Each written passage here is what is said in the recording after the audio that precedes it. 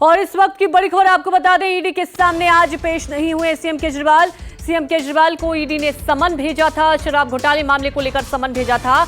आज सीएम केजरीवाल से ईडी को पूछताछ करनी थी। केजरीवाल को दूसरा समन जारी करेगी ईडी। सूत्रों के हवाले से बड़ी खबर आपको बता दें, अरविंद केजरीवाल ने ईडी को चिट्ठी लिखी है। चिट्ठी लिखकर केजरीवाल ने ईडी से सवाल पूछे हैं कि किस बात पर भेजा है समन, कि साफ नहीं है। ईडी ये बताएं कि मैं संदिग्ध हूं या गवाह।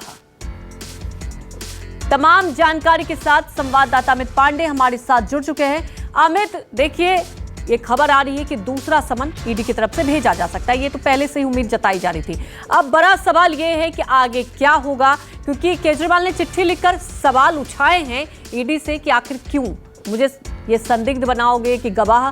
क्या लगता है आपको, अब जब दूसरी बार समन भेजा जाएगा तो क्या पेश होंगे अरविंद केजरीवाल?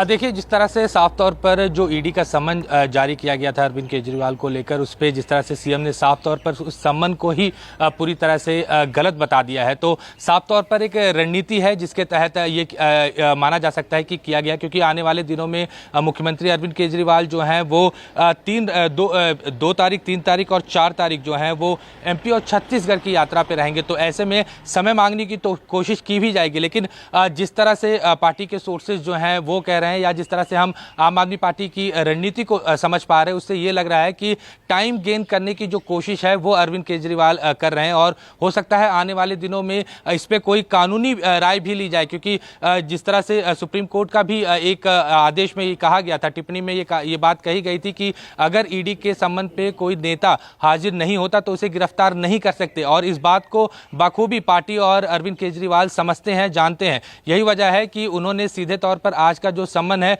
उसको पूरी तरह से नकार दिया। उन्होंने कह दिया कि ये राजनीतिक से प्रेरित है।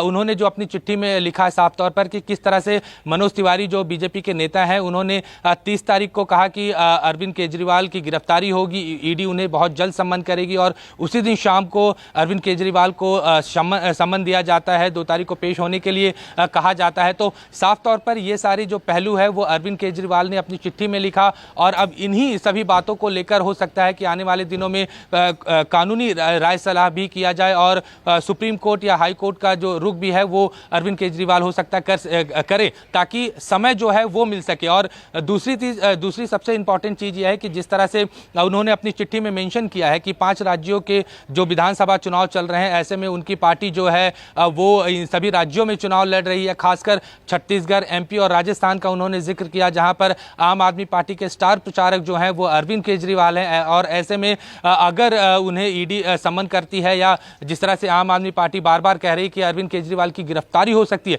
अगर ऐसा कुछ होता है तो इससे बहुत ज़्यादा धक्का जो है वो आम आदमी पार्टी को लगेगा। और यही वजह है कि इन सारी एक्सक्यूज जो है अरविंद केजरीवाल ने अपनी चिट्ठी में लिखा, इन सारे बातों को रखा कि किस तरह से बीजेपी जो है वो अरविंद केजरीवाल की गिरफ्तारी करवाना चाहती है। ईडी और केंद्र एजेंसियां जो है उसकी इस्तेमाल जो है केंद्र सरकार जो है वो कर रही है, ताकि आम आदमी पार्टी को खत्म किया जाए और अरविंद केजरीवाल को जेल में डाला जाए।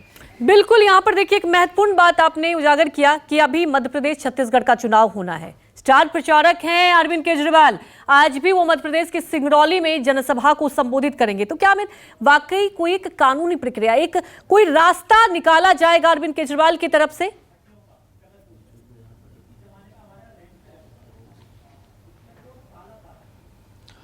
देखिए, जिस तरह से पार्टी के सोर्सेज से बातचीत हो रही है, तो उसमें इस बात का साफ तौर पर निकल के आ रहा है कि अरविंद केजरीवाल जो है वो इतनी जल्दी हार मानने वाले नेता नहीं है। और कहीं ना कहीं दूसरा विकल्प जो है वो पार्टी की तरफ से और अरविंद केजरीवाल की तरफ से ढूंढा जा रहा है। यही वजह है कि टाइम जो है, टाइम गेन करने की जो कोशिश है वो की जा रही है। अगर अरविंद केजरीवाल की मैं शेड्यूल बताऊं तो आज वो सिंगरौली में है, इसके अलावा 3 और 4 नवंबर को छत्तीसगढ़ के रायपुर में और बिलासपुर में चुनावी जो जनसभाएं हैं उसको संबोधित करेंगे, रोड शो वगैरह है। तो ये सारी चीज़ें जो हैं ये अरविंद केजरीवाल बार बार ईडी के सामने भी रख रहे हैं। और हो सकता है जिस तरह से पार्टी के जो सोर्सेज हैं या पार्टी गलियारों में जो चर्चा इस वक्त चल रही है कि समय की मांग जो है वो इस वक्त ज़्यादा है, क्योंकि अरविंद केजरीवाल चाहते हैं कि इस मामले को जितना ज़्यादा से ज़्यादा डिले किया जाए। और जिस तरह से जो मनीष सिसोदिया के मामले में जिस तरह से सुप्रीम कोर्ट की टिप्पणी रही या वो जो ऑर्डर आया उसमें जिस तरह से ये बात कही गई कि